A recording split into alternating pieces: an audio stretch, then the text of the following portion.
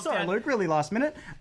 We just wanted to quickly chat to you about PAX and what the wash-up was. Like, how are you feeling of the event? Is it everything that you imagined?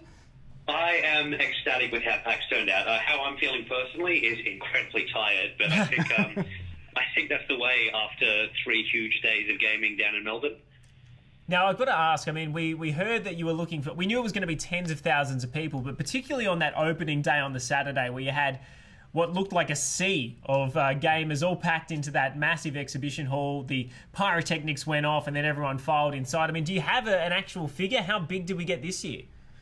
Yeah, across the 3 days, we were about 80,000 people, which is the biggest one that's ever happened down in Australia. Yeah, it's huge. The number we like to throw around is as big as a state of origin. Yeah, it's kind of crazy when you put it in that perspective. You could basically fill the MCG or ANZ Stadium. It's insane. Yeah. I mean, we were just talking, and Fish, I know you're focused on a lot of the big games, but there was plenty there for players. I mean, a lot of the time at PAX, going hands-on with some of these games sometimes feels as though, you know, we're a couple of months behind E3, but with so many big titles arriving early next year, to have, you know, not just Death Stranding, which comes out next month, but also Final Fantasy VII, the new Avengers game, and even Cyberpunk, it really was an exciting atmosphere. It almost felt like E3 in Melbourne. Yeah, absolutely. So obviously we get a lot of flow on from E3 every year, but kind of where we are in the lead up to Christmas means we get a lot of that end of year, early 2020 kind of promotion, which is fantastic. Expo Hall is absolutely pumping, but again, it's just like such a small component of the show overall. You know, we've got the panels, we've got the free play areas. It's as much a community show as it is a big expo, and that's really awesome. I think that's why we get all those people coming out to Melbourne for the show. Absolutely. Look, I thought it was great. Was there any area, I mean, you mentioned a couple there, which you felt got so much bigger this year, something that's not necessarily at centre stage, like the PUBG tournament that Jules had to play in, but we were just seeing some fantastic things, like even late at night. It was going until 11 o'clock sometimes. You were having Mortal Kombat tournaments and all the rest. I mean, was there anything that was small that maybe hasn't been a focus in previous years that really stood out to you this year?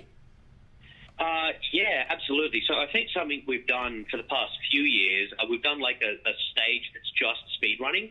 People kind of playing through games as fast as possible and like exploiting glitches and secrets and shortcuts to kind of set records on fastest completion times.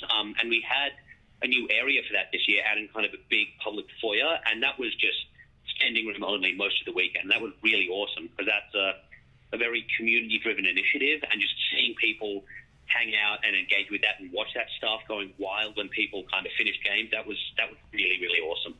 And I know as well there are a lot of people doing charity stuff as well amidst all the mayhem of PAX that were doing 24-hour streams and all the rest to raise some money. So obviously some good news stories there as well. Yeah, absolutely. So we partnered up with Generosity, who do a lot with local streamers, content creators, and we raised $40,000 for Cure Cancer, which is astounding.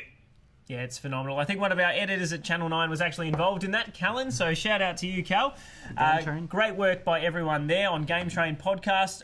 Luke, before we let you go, and by the way, thank you so much for joining us. I mean, is there anything that is, I suppose, that's sticking in your mind about PAX this year? I mean, we know it's going to be huge in 2020, or we hope it will at least. But, I mean, for me, I think it was, like you mentioned, the community. It was amazing to see so many gamers from all demographics come out, and, of course, the cosplayers once more. Yeah, absolutely. I think some of the best advice I ever got when it came to PAX is make sure there's Easter eggs, make sure there's little games for people to discover, ways for people to find each other and make new friends. And that's absolutely what we try to do. We just try to make it a show that feels like home for people who come every year.